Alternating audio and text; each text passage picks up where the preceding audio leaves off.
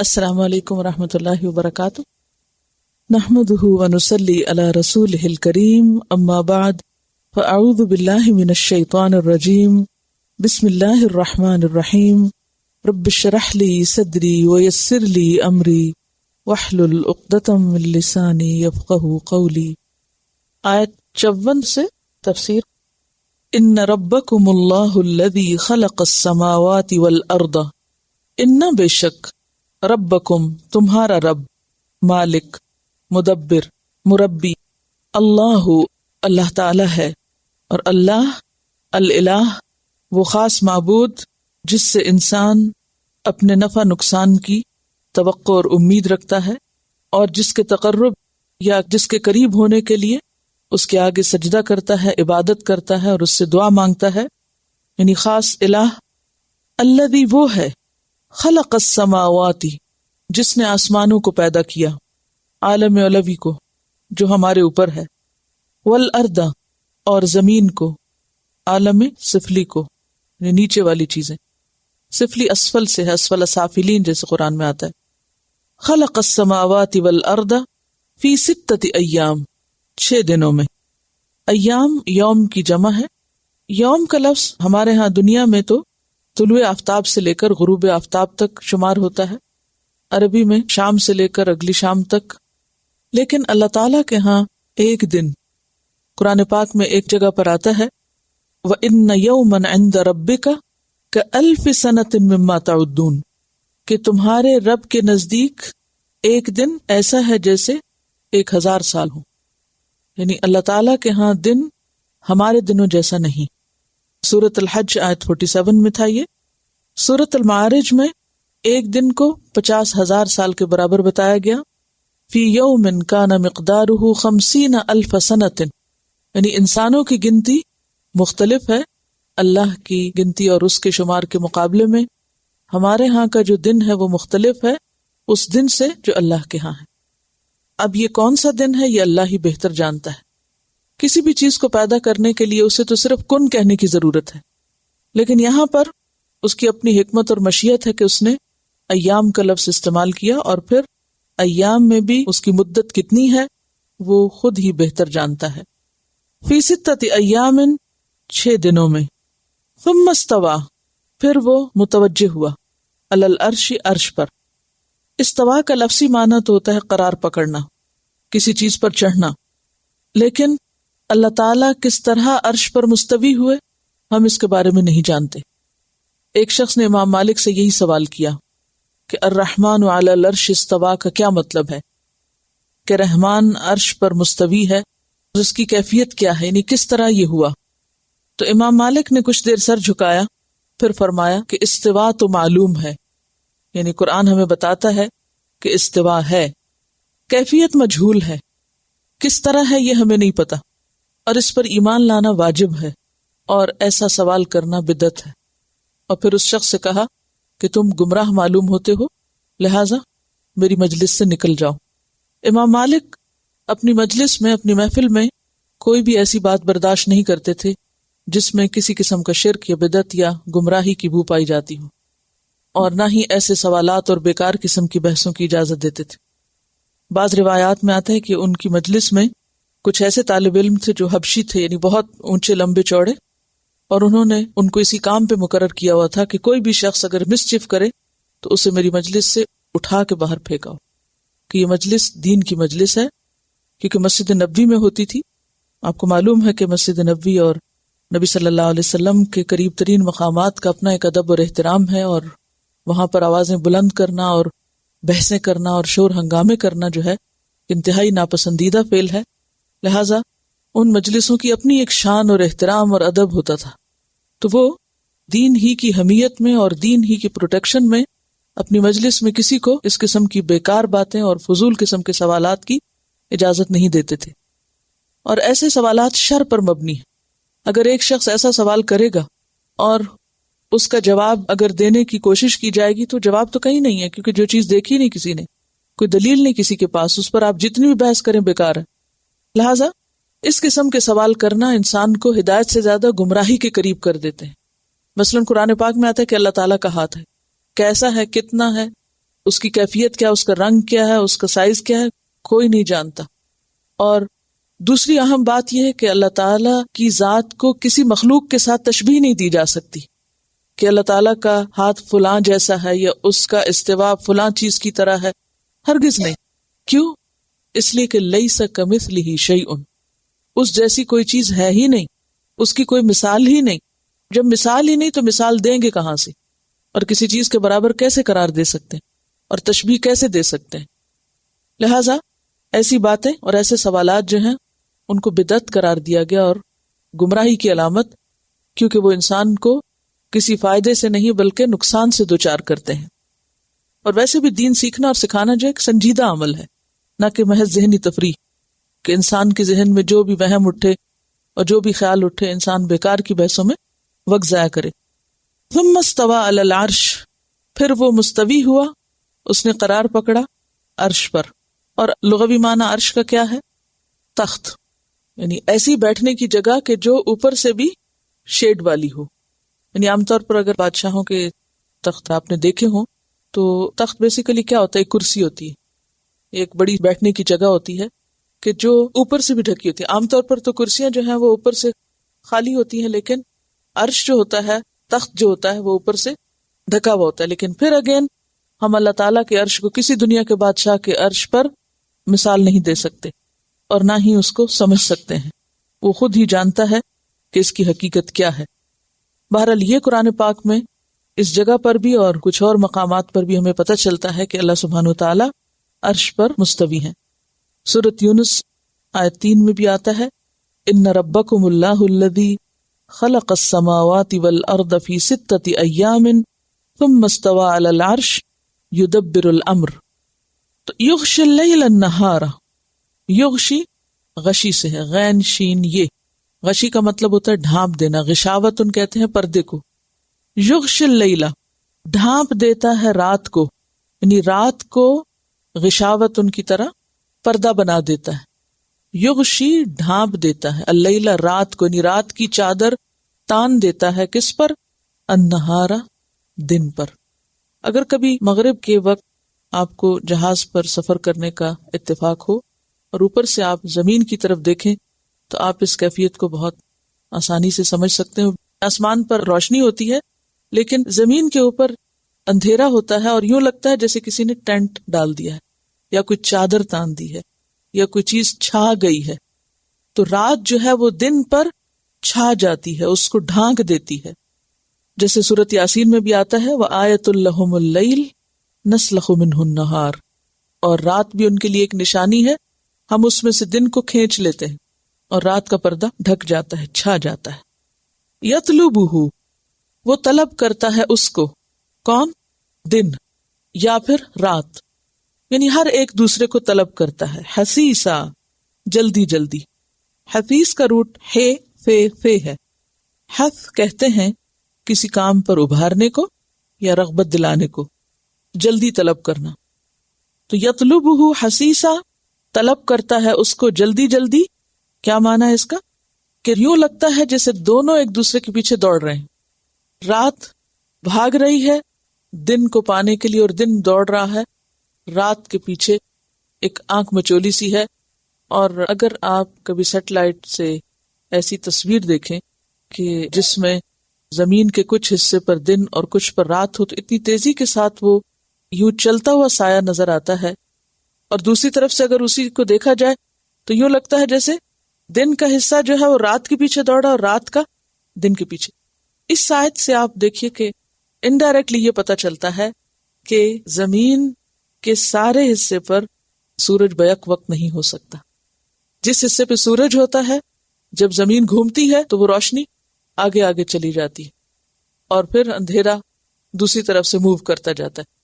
یعنی اسٹل اور ساکن چیزیں نہیں ہیں دن اور رات، بلکہ مسلسل روٹیٹ کر رہی ہیں. یطلبہ حثیثا، تیزی کے ساتھ اس کا پیچھا کر رہا ہے، اس کو طلب کر رہا ہے، اس کے پیچھے بھاگ رہا ہے. کون؟ دن رات کے اور رات دن کے. اور طلب کرنے کا معنی کیا ہوتا ہے؟ پانا، یعنی وہ اس کو پانے کی یا اس کو جا پکڑنے کی کوشش کر رہا ہے. لیکن ایسا ہو نہیں سکتا، کیونکہ قرآن پاک میں سورۃ یاسین میں اللہ تعالیٰ فرماتے ہیں للشمس ينبغي لها ان تدرك القمر ولا الليل سابق النهار وكل في فلك يسبحون، کہ رات کے بس میں نہیں کہ وہ دن کو پکڑ لے، کیونکہ دن کیا ہوتا ہے، آگے چلا جاتا ہے، وہ زمین کے دوسرے حصے پہ چلا جاتا ہے، اور پھر جہاں رات ہوتی ہے وہاں سے وہ کھسک کے یا ہٹ کے اس حصے میں چلی جاتی ہے جہاں پہلے دن تھا، یعنی دونوں باری باری آتے رہتے۔ مثلا اس وقت یہاں اگر دن ہے تو زمین کے دوسرے حصے میں رات ہے، اب کیا ہے، رات وہاں سے چل پڑی، واللیل اذا یسری، تو رات چل رہی ہے نا، یعنی اس کی حرکت ہے، تو وہ اندھیرا جو ہے وہاں سے موو کر رہا ہے، اور ایک وقت آئے گا کہ دن والی جگہ پہ رات آ جائے گی اور رات والی جگہ پہ دن آ جائے گا، اور اس طرح یہ مسلسل ایک کے پیچھے ایک چل رہا ہے حتیٰ کہ اللہ تعالیٰ اس کو روک دے۔ یطلبہ حثیثا، اور کہنے کا مطلب کیا ہے کہ تیزی کے ساتھ اور جلدی جلدی وہ ایک دوسرے کا پیچھا کر رہے ہیں، یعنی اللہ کے اطاعت گزار ہیں، اللہ کے فرما بردار ہیں، اللہ کی بات مان رہے ہیں، جس طرح اللہ نے ان کو چلنے کا حکم دیا ویسے چلتے چلے جا رہے ہیں۔ والشمس والقمر والنجوم، اور سورج اور چاند اور ستارے، مسخرات، مسخرات ہیں، یعنی مسخرت ان کی جمع ہے، زیر فرمان ہے، زیر حکم ہے، کام میں لگے ہوئے ہیں، بِأَمْرِهِ، اس کے حکم کے ساتھ، اس کی قدرت کے ساتھ، اس کی تدبیر کے مطابق، یعنی جیسے اللہ نے ان کو حکم دیا ہے ویسے ہی کر رہے ہیں۔ پہلے رات اور دن کا ذکر کیا، پھر سورج اور چاند کا ذکر کیا، کیونکہ دن کو سورج ہوتا ہے اور رات کو چاند ہوتا ہے اور ستارے بھی ہوتے ہیں۔ فرمایا کہ یہ سب اپنے اپنے وقت پہ نکلتے ہیں اور اپنے اپنے کام میں لگے ہوئے ہیں اور مسلسل ایک دوڑ میں شریک ہیں، یعنی سارے کے سارے حرکت میں ہیں، کوئی بھی چیز رکی ہوئی نہیں، کوئی بھی چیز جمی ہوئی نہیں۔ اللہ تعالیٰ نے زمین اور آسمان کی تخلیق کس طرح کی؟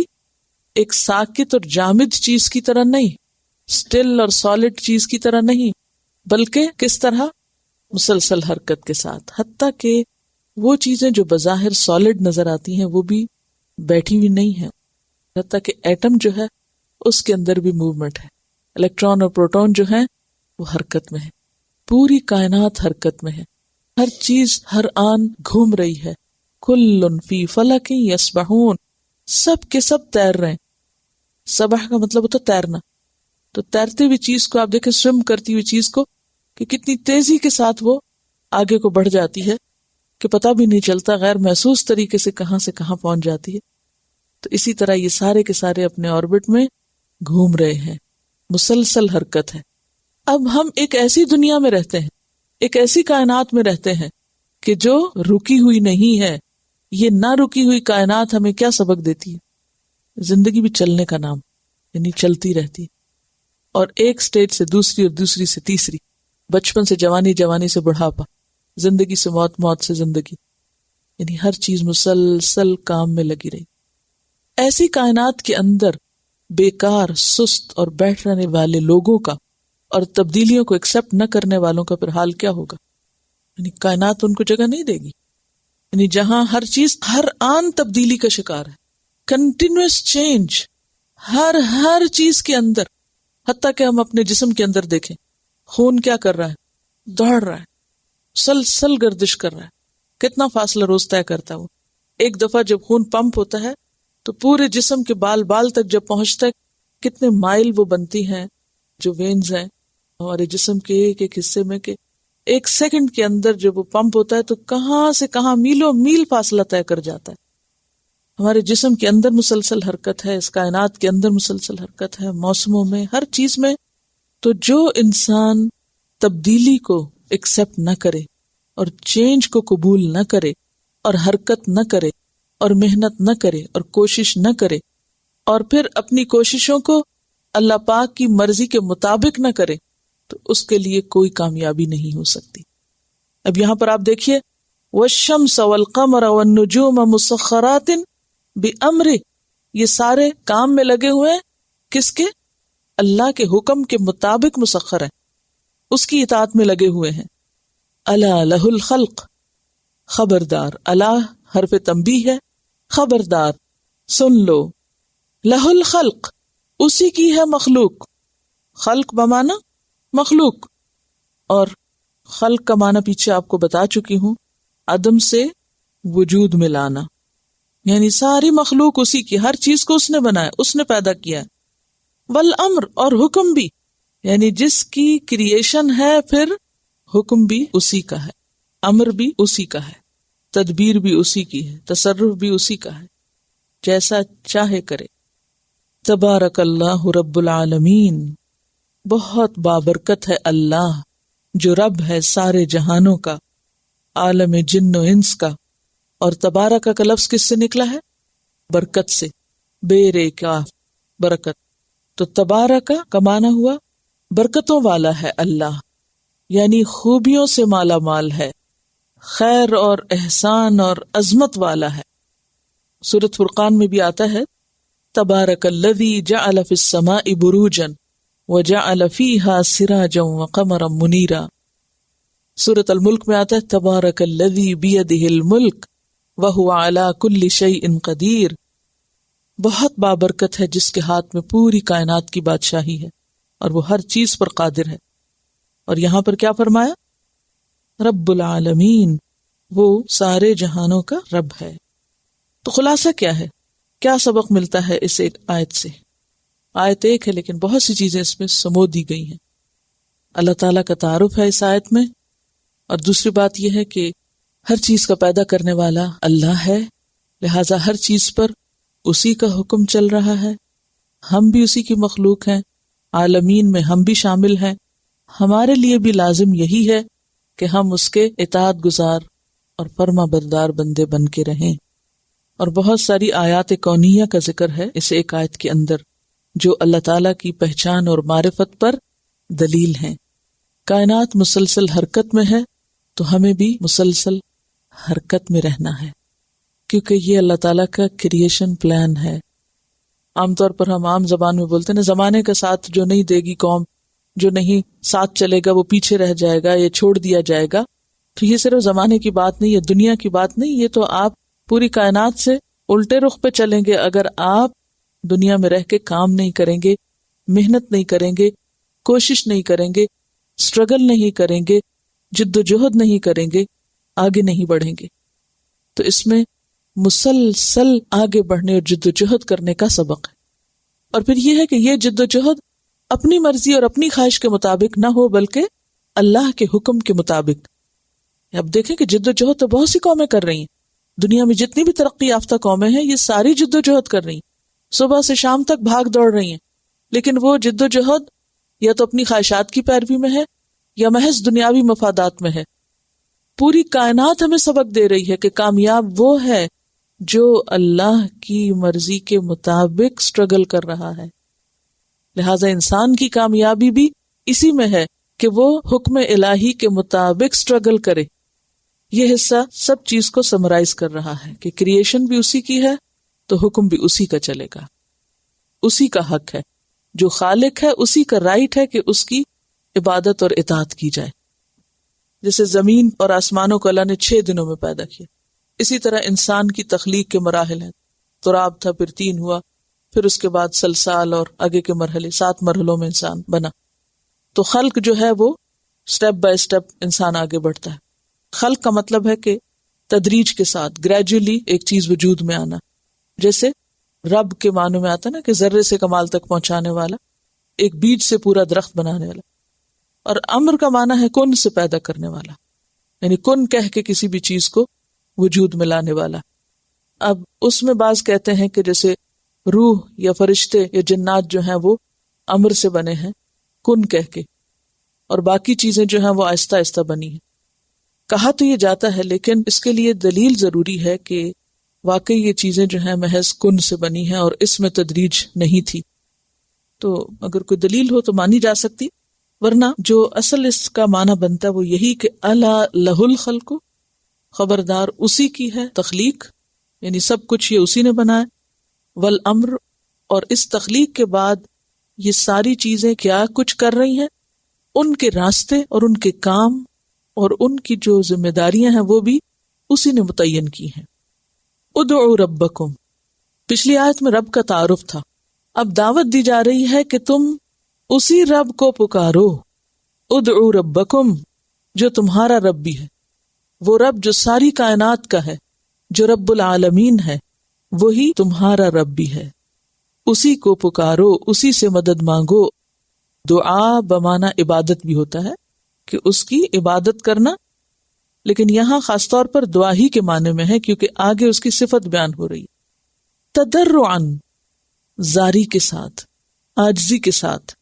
تضرع اصل میں ضاد ر عین سے ہے، درعن سے، اس کا معنی ہوتا ہے عاجزی، لیکن ایسی عاجزی جس میں دوسرے کے سامنے اظہار ذلت کیا جائے، یعنی اپنے کمزور ہونے کا اعتراف بھی کیا جائے کہ یا رب میں کچھ نہیں ہوں، اپنی حیثیت کو یاد کر کے اور اپنے گناہوں کو یاد کر کے خود کو کچھ نہ سمجھتے ہوئے جو دعا کی جائے، وہ کیفیت یا ایسی دعا جس میں انسان کے اس طرح کے احساسات ہوں، اس کو تضرع کہا جائے گا۔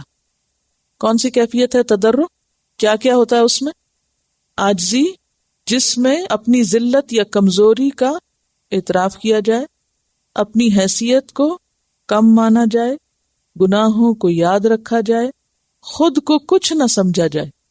پھر جب انسان اپنے رب کی عظمت کو سامنے رکھ کے اسے پکارے تو یہ کیفیت تضرع کی ہوتی۔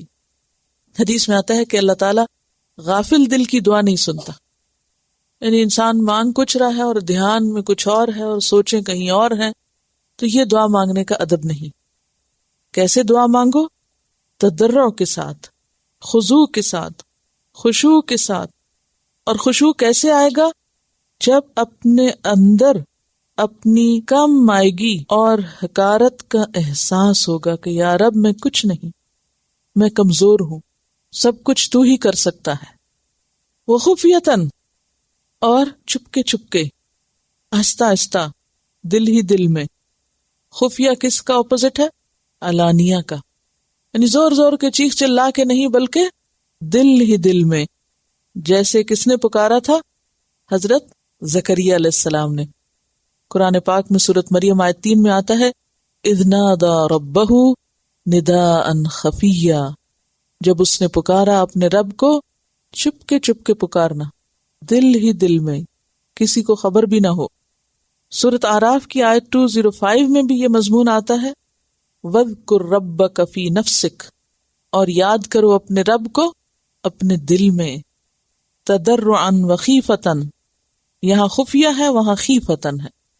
ایک موقع پر صحابہ کرام کی غزوہ خیبر کی طرف روانگی تھی، تو بلند آواز سے تکبیرات کہہ رہے تھے یا نعرے جیسے لگاتے نا، تو آپ صلی اللہ علیہ وسلم نے فرمایا ایھا الناس اربعوا علی انفسکم، لوگوں اپنے آپ پہ رحم کرو، فانکم لا تدعون اصم، تم کسی بہرے کو نہیں پکار رہے، ولا غائبا، اور نہ کسی غائب کو کہ کوئی سامنے نہیں، نظر نہیں آ رہا، کیونکہ بعض اوقات ہوتا ہے نا کسی کو آپ کو ڈھونڈنا ہوتا ہے اور وہ نظر نہ آئے تو آپ کیسے بولتے ہیں؟ زور سے، حالانکہ وہ ہو سکتا ہے قریب ہی ہو کہیں۔ تو آپ نے فرمایا کہ اپنے آپ پہ رحم کرو، تم کسی بہرے اور غائب کو نہیں پکار رہے، انکم تدعون سمیعا قریبا وہو معکم، تم اس کو پکار رہے جو سنتا ہے، جو قریب ہے اور وہ تمہارے ساتھ ہی ہے، اس لیے تم کیسے پکارو اس کو؟ چپکے چپکے، دل ہی دل میں۔ اور ویسے بھی یہ حدیث میں آتا ہے نا کہ میں اپنے بندے کے ساتھ اس کے گمان کے مطابق ہوتا ہوں۔ اگر بندہ مجھے دل میں یاد کرتا ہے تو میں بھی اس کا ذکر اپنے باطن میں کرتا ہوں، اور اگر وہ میرا ذکر کسی جماعت میں کرے تو میں اس کا ذکر اس سے برتر جماعت یعنی فرشتوں کی جماعت میں کرتا ہوں۔ انہ لا يحب المعتدین، بے شک وہ نہیں پسند کرتا معتدین کو۔ معتدین کس کی جمع ہے؟ معتدی کی۔ اعتداء کس کو کہتے ہیں؟ زیادتی کو، حد سے بڑھنے کو، یعنی دعا میں حد سے نہ بڑھو۔ اس کا یہ مطلب نہیں کہ زیادہ دعا نہ کرو، تھوڑی سی بس کر دو کافی۔ اس کا مطلب یہ ہے کہ دعا چیخ چلا کے اور شور مچا کے اور حال دعائی کر کے بے ادبی کے ساتھ مت مانگو، اور بے صبری کے ساتھ نہ مانگو، بلکہ صبر کے ساتھ، امید رکھتے ہوئے، انتظار کے ساتھ، اور اس بات کے یقین کے ساتھ کہ اللہ سن رہا ہے، اور اگر مجھے وہ نہ بھی ملا جو میں مانگ رہا ہوں تو اس کے بدلے میں وہ مجھے اس سے بہتر بھی دے سکتا ہے، یا کوئی تکلیف دور کر سکتا ہے، یا پھر آخرت میں بہترین ثواب دے گا کہ میری دعا رائے گاں نہیں. حد سے بڑھنا کیا ہوتا ہے کہ انسان کچھ دن تو خوب دعا مانگے، پھر مایوس ہو جائے، پھر کہے میری تو اللہ سنتا نہیں لہٰذا میں چھوڑ رہا ہوں. کبھی اس ایکسٹریم پہ کبھی اس ایکسٹریم پہ. نہیں، دعا کے آداب میں سے ہے کہ انسان اللہ تعالیٰ سے اچھی امید رکھ کے دعا مانگے، اور دعا مانگنے سے تھکے نہیں، مانگتا چلا جائے صبر اور استقامت کے ساتھ، اور اللہ سے اچھے نتیجے اور اچھی قبولیت کی امید رکھتے ہوئے، ثواب کا دھیان رکھتے ہوئے. یہاں اعتدال سے مراد کیا ہے کہ مایوس نہیں ہونا اور مانگنے میں شور ہنگامہ اور بے چینی اور بے صبری کا مظاہرہ نہیں کرنا. اب آپ دیکھیے کہ پیچھے کائنات کی کیفیت بیان کی گئی کہ ہر چیز حرکت میں، اضطراب میں ہے. انسان کی زندگی میں بھی حرکت اور اضطراب کب آتا ہے؟ جب کوئی مشکل آتی ہے. اچھا، جب حرکت اضطراب آ جاتا ہے تو پھر ہم رکنے کا نام نہیں لیتے، پھر ہم کہتے ہیں بس فوراً جلدی بات سنی جائے، ابھی ہو جائے جو ہم چاہتے ہیں. تو اس کا پھر کیا ہے کہ تم صبر سے کام لو، کیونکہ اللہ تعالیٰ معتدین کو پسند نہیں کرتا. وَلَا تُفْسِدُوا فِي الْأَرْضِ بَعْدَ إِصْلَاحِهَا، اور نہ تم بگاڑ پیدا کرو، فساد، فی الارض زمین میں، بعد اصلاحها اس کی اصلاح کے بعد. فساد دو طرح کا ہوتا ہے، ایک حسی اور دوسرا ذہنی یا مانوی یا حکمی. حسی فساد کیا ہوتا ہے؟ جیسے زمین پر جو تعمیر اور اصلاح کے بہت سے کام ہیں، ترقی کے کام ہیں، ان میں خرابی پیدا کرنا، مثلا عمارتوں کی توڑ پھوڑ، انسانوں کا قتل عام، کھیتیوں کا اجاڑنا، نسلوں کو برباد کرنا، یعنی زمین میں بد امنی پیدا کرنا. یہ ہے حسی فساد، کہ زمین کو رہنے کے قابل نہ چھوڑنا. ظہر الفساد فی البر والبحر، سمندر اور خشکی میں پولوشن اور بگاڑ ہی بگاڑ. تو یہ کیا ہے؟ سب حسی فساد. اور ایک ہوتا ہے ذہنی بگاڑ، اور وہ کس سے ہوتا ہے؟ گناہوں کی کثرت سے اور شرک اور کفر وغیرہ سے. تو لا تفسدوا فی الارض، زمین میں رہ رہے ہو جو اللہ کی بنائی ہوئی ہے، یہاں شرافت سے رہو، فساد اور بگاڑ مت کرو جبکہ اس کی اصلاح ہو چکی. یعنی اللہ نے پیغمبر بھیجے، رسول کو بھیجا، تعلیم دی تم کو، اور سب کچھ جان بوجھ کے سمجھ کے تم پھر خرابی کرو، تو یہ درست نہیں. وَادْعُوهُ، اور پکارو اس کو، دعا مانگو اس سے. کیسے؟ خوفا وطمعا، خوف اور امید کے ساتھ. خوف کس چیز کا؟ کہ کہیں اللہ کا عذاب نہ آ جائے، اور امید کس کی؟ کہ خیر ہوگی. جب تک ہم اللہ کو پکارتے ہیں اللہ ہماری سنتا ہے. انبیاء کے بارے میں آتا ہے سورۃ الانبیاء آیت 90 میں، وَيَدْعُونَنَا رَغَبًا وَرَهَبًا، کہ وہ پکارتے تھے ہم کو رغبت کے ساتھ بھی، یعنی امید کے ساتھ بھی، وَرَهَبًا، اور ڈرتے ہوئے بھی. تو یہاں بھی کیا کہا؟ پکارو اس کو خوف کے ساتھ بھی، ڈرتے ڈرتے بھی، اور قبولیت کی امید رکھتے ہوئے بھی، اس کی رحمت کی امید رکھتے ہوئے بھی. اور طمع کون سی امید ہوتی ہے؟ شدت والی امید، خوب خوب امید. یہ نہیں کہ تھوڑی دیر امید اور پھر اس کے بعد پھر مایوسی، یہ درست نہیں. یعنی اللہ کی رحمت سے مایوس نہیں ہونا چاہیے. ان رحمت اللہ قریب من المحسنین، بے شک اللہ کی رحمت قریب ہے، کس سے؟ محسنین سے. تو اس سے کیا اشارہ ملتا ہے؟ کیا سمجھ میں آتی؟ پہلے کہا کام کرو، پھر کہا دعا کرو، اور پھر نا امید نہ ہو. دعا سنی جائے گی، لیکن کس کی دعا سنی جاتی ہے؟ محسنین کی. اور محسنین کون ہے؟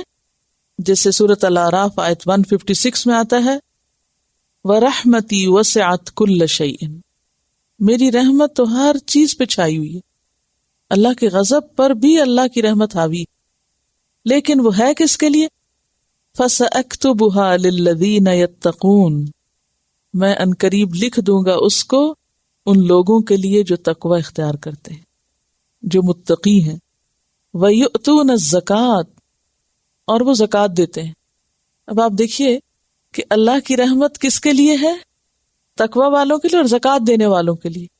مال کی بھی صفائی اور دل کی بھی صفائی، اخلاق کی بھی صفائی. اور اشارہ ہے کس طرف؟ صدقہ کرنے کی طرف. تو اللہ کی رحمت محسنین کے قریب ہے. اور محسن کون ہوتا ہے؟ جو صرف حق ادا نہ کرے بلکہ حق سے بھی زیادہ دینے والا ہو. احسان کے درجے میں، جو اسے نہ دے وہ اس کو بھی دے۔ تو اللہ کی رحمت محسنین سے قریب ہے، اس لیے کہتے ہیں نا کہ صدقہ جو ہے وہ بلاؤں کو رد کرتا ہے، اور انسان جب دعا کرتا ہے تو ادھر سے دعا اٹھتی ہے اور اوپر سے بلا اگر اتر رہی ہو تو دعا جو ہے اور وہ بلا دونوں آپس میں جھگڑا کرتی، اور جو غالب ہوتی ہے وہ نافذ ہو جاتی، واقع ہو جاتی ہے۔ تو بات یہ ہے کہ اس آیت میں خاص طور پر فساد سے پرہیز کرنے کے لیے کہا گیا ہے، تو محسنین کی ایک بنیادی خوبی یہ بھی ہوگی کہ وہ فساد اور بگاڑ سے بچتے ہیں، اور دونوں طرح کے فساد سے، یعنی حسی فساد سے بھی اور ذہنی فساد سے بھی، حکمی فساد سے بھی، ہر طرح کے بگاڑ سے، خواہ وہ تعلقات میں ہو یا پھر چیزوں میں ہو۔ تو بندوں کے لیے سب سے بڑی کامیابی کیا ہے؟ کہ ان پر اللہ کی رحمت ہو جائے، یعنی انسان کی سب سے بڑی کامیابی یہ ہے کہ وہ اللہ کی رحمت کا مستحق ہو جائے، اور اگر اللہ کی رحمت بندے پہ ہو جائے تو اس کے سارے بگڑے کام درست ہو جاتے ہیں، ہر فساد کی اصلاح ہو جاتی ہے۔ جنت کو بھی اللہ تعالیٰ نے اپنی رحمت کہا، لیکن یہ رحمت کن لوگوں کے حصے میں آتی ہے؟ جو محسنین ہو، اور محسنین کا لفظ احسان سے، احسان اللہ کے ساتھ معاملے میں بھی اور بندوں کے ساتھ معاملے میں بھی۔ اللہ کے ساتھ معاملے میں احسان کیا ہے؟ ان تعبد اللہ کأنک تراہ، کہ عبادت اس طرح کی جائے گویا تم اللہ کو دیکھ رہے ہو، یعنی بندے کا اپنے رب سے ایسا تعلق کہ گویا ہر کام میں، ہر چیز میں رب سامنے، رب آگے، نہیں کچھ بھی وہ کرے لیکن وہ اپنے رب کو نہیں بھولتا، خوشی میں، غم میں، تکلیف میں، دکھ میں، مصیبت میں، ہر حال میں اس کا تعلق اپنے رب سے جڑا ہوا۔ قل ان صلاتی ونسکی ومحیای ومماتی للہ رب العالمین، یعنی اس کے سارے جذبات، اس کی نماز اور قربانی، اس کی عبادات، اس کے احساسات، اس کی ساری چیزیں اپنے رب سے وابستہ ہو جائیں، رب کے لیے ہو جائیں۔ اور پھر جب پکاریں تو پکارنے میں کیا ہو؟ عاجزی ہو، امید ہو، خوف ہو، دل ہی دل میں، اور دل میں جو بات کی جاتی ہے وہ زیادہ خالص ہوتی ہے۔ جو بات اونچی کی جائے اس میں ریاکاری شامل ہو سکتی ہے، لیکن جو بات دل ہی دل میں ہو وہ کیسی بات ہے کہ وہ صرف اللہ اور بندے کے درمیان ہے، تیسرے کو تو پتہ ہی نہیں۔ اسی لیے یہاں خفیہ دعا کرنے کے لیے کہا گیا نا، چپ کے، اس میں کوئی ریاکاری شامل نہیں ہوگی، وہ حقیقی معنوں میں پھر سچے دل سے اللہ کو پکارنا ہوگا۔ تو یہاں پر خوف کے ساتھ اور امید کے ساتھ اللہ سے دعا کرنا بھی احسان کا درجہ ہوتا ہے، یعنی جس شخص کے اندر اللہ سے پانے کی امید ہو اور چھننے کا ڈر بھی اسی سے ہو، ایسے لوگ ہی اپنے رب کے قریب ہو سکتے ہیں۔ اس بات کو سمجھنے کے لیے تھوڑا سا عام زندگی میں اتریں۔ سب سے زیادہ آپ کے قریب کون ہوتا ہے؟ جس کا آپ کے ساتھ دلی تعلق ہو، قلبی تعلق ہو، انسانوں میں سے بھی، وہ خواہ کتنے بھی فاصلے پر ہو، وہ آپ کو زیادہ اپنے قریب لگتا ہے نا، یا نہیں؟ اور جس کے ساتھ دلی تعلق نہ ہو، وہ پاس بھی بیٹھا ہو تو آپ کے لیے کیا ہے؟ اجنبی ہے۔ مثلاً آپ کہیں سفر کرتے ہیں، جہاز میں ہے، گاڑی میں ہے، اور آپ کے ساتھ کوئی اور مسافر بیٹھا ہوا، تو ہو سکتا ہے آپ نے اس کی شکل بھی نہ دیکھی ہو کہ کون بیٹھا ہے، اور اس جگہ اگر آپ کا کوئی دوست بیٹھا ہو تو سفر کیسا ہوگا؟ مختلف ہوگا نا۔ اور اگر نہیں بھی دوست یا بچے یا جو بھی آپ کے دل کے قریب ہے تو آپ تنہائی میں بیٹھ کے بھی اس کو یاد کر لیتے ہیں، وہ آپ کے زیادہ قریب ہے بنسبت اس کے جو آپ کے اور قریب لوگ۔ تو اصل قربت دل کی قربت ہے۔ تو ان رحمت اللہ قریب من المحسنین، تو محسن کون ہوگا؟ جس کے لیے اس کا رب اس کے قریب ہوگا، یعنی جو رب کے قریب ہوگا رب کی رحمت اس کے قریب ہوگی، اور جو رب کے قریب ہوگا وہ رب کو پکارے گا چپکے زاری کے ساتھ، اپنے دل ہی دل میں اپنی کم مائگی اور اپنی حقارت کا احساس کرتے ہوئے۔ پھر ایسے لوگوں کی دعائیں کیوں نہ سنی جائیں، پھر ایسے لوگوں کو اللہ اپنی رحمت سے کیوں نہ نوازے، ایسے لوگ پھر واقعی اللہ کی رحمت کے مستحق ہو جاتے ہیں۔ تو خلاصہ کیا ہوا؟ عبادت کے لیے، اللہ کا قرب پانے کے لیے کس چیز کی ضرورت ہے؟ محسن بننے کی۔ اور محسن کون ہے؟ حق سے بڑھ کے دیتا ہے۔ اب دیکھیے کہ محسن کا لفظ حسن سے بھی نکلا ہے نا، خوبصورت چیز۔ کون سا کام خوبصورت ہوتا ہے یا کون سا کام خوبصورتی کے ساتھ انجام پاتا ہے؟ جو آپ دل سے کرتے ہیں. جس کام کو آپ دل لگا کے کریں وہ کام خود ہی خوبصورت ہو جائے گا. نماز آپ دل سے پڑھیں، قرآن آپ دل سے پڑھیں، امتحان آپ دل سے دیں، کوئی بھی کام آپ دل سے کریں تو وہ یقیناً اچھا ہوگا اور بہت اچھا ہوگا، خوبصورت ہو جائے گا. وَهُوَ الَّذِي، اور وہ اللہ وہ ذات ہے، یرسل الریاح، جو بھیجتا ہے ہواؤں کو. اب اس کی رحمت کے جو آثار ہیں وہ بارش اور بادل کی شکل میں، حصی شکل میں ہمیں نظر آتے ہیں، اس لیے اب اس کا ذکر ہے. وہ بھیجتا ہے ہواؤں کو، جسے سورۃ روم آیت 46 میں بھی آتا ہے وَمِنْ آیَاتِهِ أَن يُرْسِلَ الرِّيَاحَ مُبَشِّرَاتٍ. اور پیچھے میں آپ کو بتا چکی ہوں کہ ریاح ہو تو وہ خوشخبری کے لیے ہے اور ریح ہو تو عذاب کے لیے. جیسے سورۃ القمر میں آتا ہے ارسلنا علیہم ریحا صرصرا فی یوم نحس مستمر. تو ریح عذاب کے لیے آتا ہے، اور ریاح ویسے جمع ہے ریح کی، آندھی، تیز ہوا کے لیے ریح کا لفظ استعمال ہوتا ہے، طوفان کے لیے. نبی صلی اللہ علیہ وسلم جب ہوا چلتی دیکھتے تو ایک دعا مانگتے تھے، اللہم اجعلها ریاحا ولا تجعلها ریحا. اللہ اس کو ریاح بنانا، یعنی خوشخبری والی بنانا، رحمت کی ہوا ہو، اور ریح نہ بنانا، عذاب لانے والی نہ ہو. اور اب آپ دیکھیں کہ جتنے بھی یہ طوفان آ رہے ہیں کیا ہیں؟ ہواؤں کے ساتھ ہیں. تو وہ چاہے تو ہوا کو رحمت والی بارش کا ذریعہ بنائے، اور وہ چاہے تو ہوا کو عذاب کا اور مصیبت کا ذریعہ بنا دے، تباہی کا ذریعہ بنا دے. وَهُوَ الَّذِي يُرْسِلُ الرِّيَاحَ، اور وہ اللہ ہے جو ہوائیں بھیجتا ہے، بشرن، خوشخبری کے لیے. خوشخبری کس چیز کی؟ بارش کی.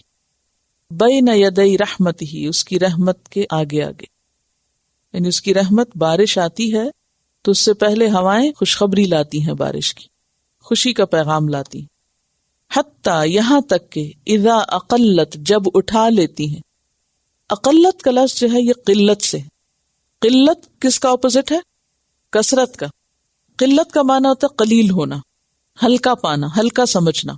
ہوا میں اتنا زور ہوتا ہے، اتنی طاقت ہوتی ہے کہ اس کے لیے پانی کو اٹھانا کچھ مشکل کام نہیں. تو معنی اس کا کیا ہے کہ ہوائیں پانی کو ہلکا پا کے اٹھا لیتی ہیں اور کھینچ کے لے جاتی ہیں جہاں اللہ تعالیٰ چاہتے ہیں. اور بادل ایسے اڑتے نظر آتے ہیں، حالانکہ ان کے اندر جو پانی ہے وہ کتنا وزنی ہوتا ہے. اقلت کا معنی ہے ہلکا پانا. ہوائیں آتی ہیں وہ ہلکا پاتی ہیں سحابن، بادل کو، اور ہلکا پا کے اس کو جدھر اللہ کا حکم ہوتا ہے ادھر کھینچ کے لے جاتی ہیں. کتنی تیزی کے ساتھ بادل اڑ رہے ہوتے ہیں، تیر رہے ہوتے ہیں، بالکل لائٹ فیلنگ دیتے ہیں، بیچ میں سے جہاز گزر رہے ہوتے ہیں اور پتہ بھی نہیں چلتا. اور اگر یہی پانی زمین پر ہو اور بیچ میں سے جہاز کو گزرنا ہو تو پانی کا اپنا وزن کتنا ہوتا ہے؟ آپ کو معلوم ہے سمندر کی تہوں پہ کتنا پریشر ہے کہ اس کے نیچے اترنا مشکل ہے. اور یہی سمندر کا پانی جب ہوا آ کے اس کو اڑا کے بادل کی شکل میں منو ٹنوں پانی لے جاتی ہے تو وہ اس کو ہلکا پاتی. اس لیے یہاں کیا لفظ استعمال ہوا؟ اقلت، ہلکا پا کے اٹھا لیتی ہے. صحابن، صحابہ کا لفظی معنی ہوتا ہے کھینچنا. صحابہ کا کیا معنی ہوتا ہے؟ کھینچنا.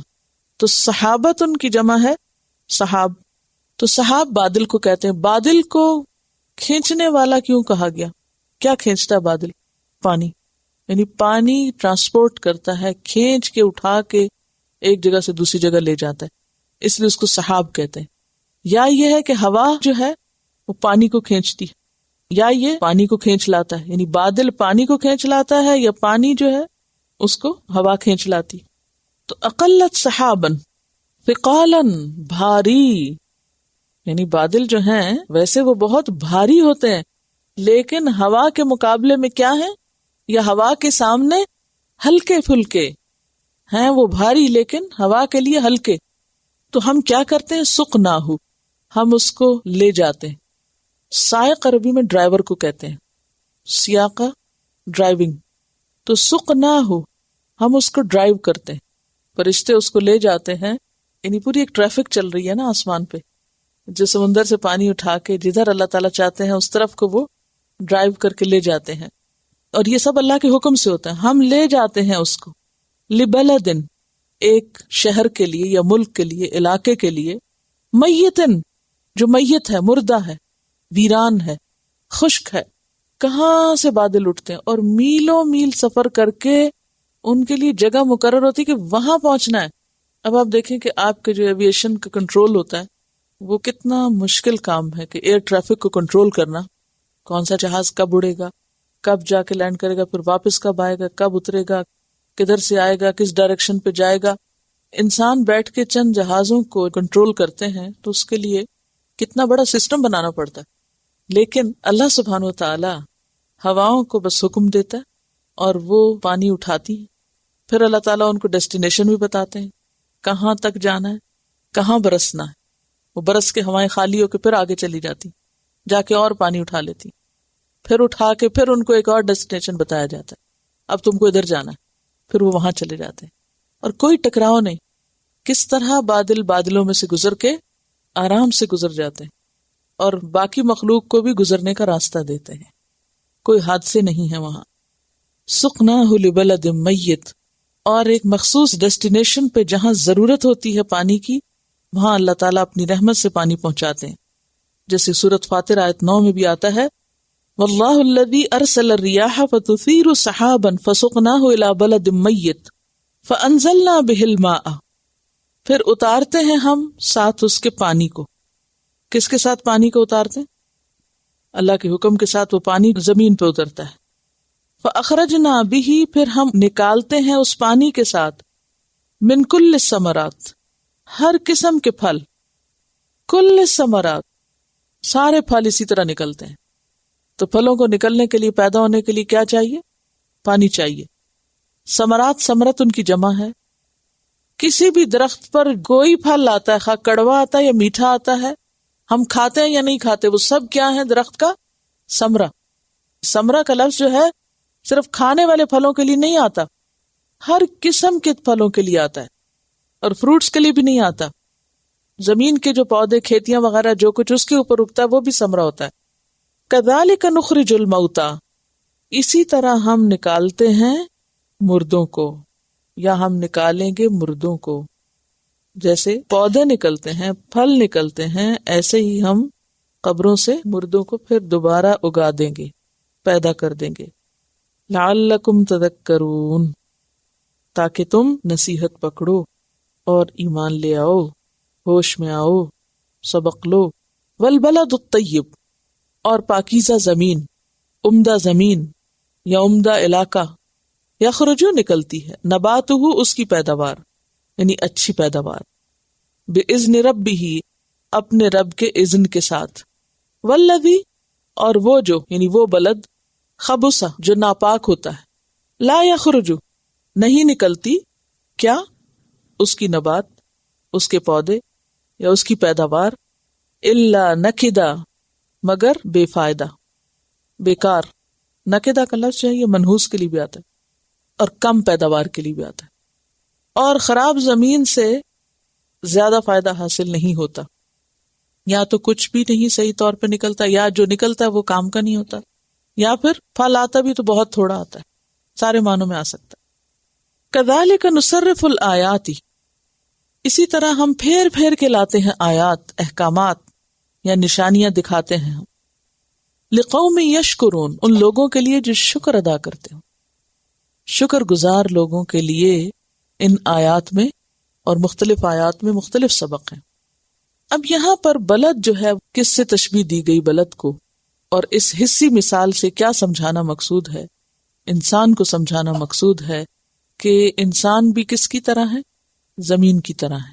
اچھے انسانوں پر جب روحانی بارش ہوتی ہے تو اچھے پھل آتے ہیں، اور خبیث لوگوں پر جب روحانی بارش ہوتی ہے تو وہ فائدہ اٹھانے کی بجائے اور بگڑ جاتے ہیں۔ اب اس میں ایک حدیث بھی آتی ہے، سیدنا ابو موسیٰ رضی اللہ عنہ سے روایت ہے، نبی صلی اللہ علیہ وسلم نے فرمایا، اس ہدایت اور علم کی مثال جس کے ساتھ اللہ نے مجھے بھیجا ہے اس بارش کی طرح ہے جو کسی زمین پر برسی، یعنی بارش ایک تو بادلوں سے برستی، اور ایک بارش وحی الہی کی شکل میں یا علم ہدایت کی شکل میں انسانوں پہ برستی ہے، روحانی بارش۔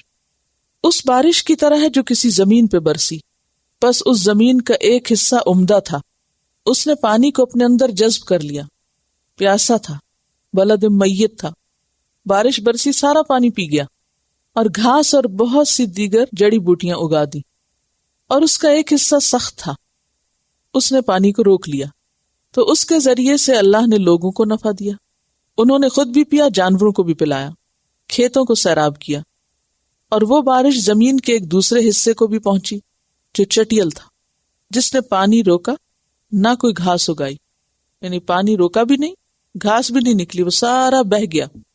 یہی مثال اس شخص کی ہے جس نے دین میں سمجھ حاصل کی اور اس ہدایت سے اسے نفع پہنچایا اللہ نے، جس کے ساتھ اللہ نے مجھے بھیجا، پس اس نے خود بھی علم حاصل کیا اور دوسروں کو بھی سکھایا۔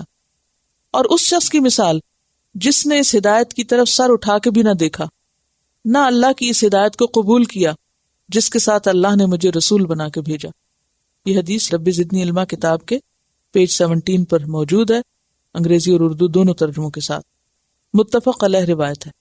تو اس سے کیا پتہ چلتا ہے کہ جس طرح بارش برسنے سے زمین کے کچھ حصے خوب پیداوار لاتے ہیں اور کچھ حصے پانی کو قبول ہی نہیں کرتے اور سارا پانی وہاں سے بہہ کے کہیں اور چلا جاتا ہے، اسی طرح وہ انسان جو ہدایت کے لیے پیاسے ہوں، قدردان ہوں، طلبگار ہوں، جب روحانی بارش یعنی علم ہدایت، قرآن کی تعلیم، سنت کی تعلیم ان پر پڑتی ہے تو وہ اس کو جذب کرتے ہیں، اپنے اندر محفوظ کرتے ہیں، پھر اس سے خود بھی فائدہ اٹھاتے ہیں اور اس خیر کو دوسروں تک بھی لے جاتے ہیں۔ جیسے پودا جب اگتا ہے تو مالک خود بھی فائدہ اٹھاتا ہے اور اس کو آگے سیل آؤٹ بھی کرتا ہے، دوسرے انسانوں کو بھی دیتا ہے۔ لیکن چٹیل زمین، پتھر، سخت، سنگ دل قسم کی ہوتی ہے، اس پہ جب بارش پڑتی ہے تو وہ سب پانی بہہ جاتا ہے۔ یعنی کفار مکہ جیسے تھے تو ان پر بھی ہدایت کی بارش پڑ رہی تھی، مکہ میں رہتے تھے، حرم کے پاس رہتے تھے، پیغمبر ان کے بیچ میں تھا، لیکن وہ کیا کر رہے تھے؟ کوئی اثر نہیں تھا ان پر کسی چیز کا۔ اب کیا ہوا؟ پانی وہاں نہیں ٹھہرا، کہاں چلا گیا؟ مدینہ چلا گیا، اس نے وہ جذب کر لیا اور ساری دنیا میں خیر پھوٹی وہاں سے۔ تو بات یہ ہے کہ انسان بھی مختلف اقسام کے ہوتے ہیں۔ انسان مٹی سے بنا نا، تو جس طرح مٹی کی قسمیں ہیں نا، کوئی اچھی مٹی ہوتی ہے تو اس سے بہترین چیزیں بنتی ہیں، اور کچھ خراب مٹی ہوتی ہے، شوریلی زمین ہوتی ہے، نہ وہ پانی اپنے اندر جذب کرتی ہے اور نہ ہی اس سے کچھ اگتا ہے۔ کبھی خراب زمین دیکھنے کا اتفاق ہوا؟ عام طور پر جسے کلر والی نہیں کہتے، کلر والی زمین کون سی ہوتی ہے؟ اس کا جو پانی کا لیول ہوتا ہے نا وہ اونچا ہوتا ہے، ویٹ ہوتی ہے ایک طرح سے، جب بارش ہوتی ہے تو اس پہ دلدل بن جاتی ہے، نمکیات اس میں بہت ہوتے ہیں اور وہ پانی جذب بھی نہیں کرتی، کچھ بھی نہیں اگتا اس میں، اور خرابی ہو جاتی ہے۔ لیکن جو زمین پیاسی ہوتی ہے اس پہ جب بارش پڑتی ہے تو وہ پانی پورے کا پورا پی جاتی ہے، لے لیتی ہے اور پھر سبزہ اگاتی ہے، واپس بھی فائدہ پہنچاتی ہے۔ تو اسی طرح ہدایت کی بارش برستی ہے تو کچھ لوگوں پہ بہار آ جاتی ہے، ان کے رویے اور عمل اور اخلاق ہر چیز میں تبدیلی ہو جاتی، اور کچھ لوگ جو اپنے آپ کو بڑی چیز سمجھتے ہیں، کیونکہ بعض لوگ کہتے ہیں ہمیں مزید کیا پڑھاؤ گے، کیا سکھاؤ گے، ہمیں تو پہلے ہی بہت آتا ہے، طلب ہی نہیں ہوتی ان کے اندر، لیکن ہوتے اندر سے نمکین ہے۔ یعنی جس طرح وہ نمکین زمین ہوتی ہے نا، طرح طرح کے نمکیات ہوتے ہیں اس میں، نہ وہ پانی قبول کرتی ہے، اور اگر اس پہ پانی زبردستی ڈال بھی دیا جائے تو مزید گڑبڑ ہو جاتی، فائدہ کچھ نہیں ہوتا۔ اور خراب زمین سے عام طور پہ کیا نکلتا ہے؟ جھاڑ جھنکار، خراب پودے، اور اچھی زمین سے اچھی فصل نکلتی ہے۔ تو اسی طرح خراب انسان جب وہ دین پڑھتا بھی ہے، سیکھتا بھی ہے، تو اس کے اندر کبھی حسد جاگ اٹھتا ہے، کبھی تکبر جاگ اٹھتا ہے، کبھی حجت بازی، کبھی حق کی مخالفت، یعنی طرح طرح کی جھاڑ جھنکاری نکلتی۔ وہ جسے کہا نا یبغونہا عوجا، وہ کیفیت ہو جاتی ہے، اس کا ٹیڑھا پن تلاش کرتے ہیں۔ تو یہ اللہ تعالیٰ آیات اس لیے بیان کرتے ہیں تاکہ لوگ شکر گزار ہوں، بات سمجھیں اور اپنے اندر تبدیلی پیدا کریں۔ ایک بات آپ نے عام طور پر لوگوں کے منہ سے سنی ہوگی یا کبھی خود بھی بولی ہوگی کہ اچھا فلاں شخص وہ قرآن پڑھ کے بھی ایسا ہی ہے اور وہ دین سمجھ کے بھی ایسا ہی ہے، تو اس کی یہاں وجہ سمجھ آتی ہے کہ خرابی کہاں ہے، دین میں نہیں ہے، قرآن میں نہیں ہے، اس کے اپنے اندر ہے. اور ایسی مثالیں ملتی ہیں نا کہ لوگ دین جانتے ہوئے، سیکھتے ہوئے، سمجھتے ہوئے بھی نکد ہی رہتے ہیں.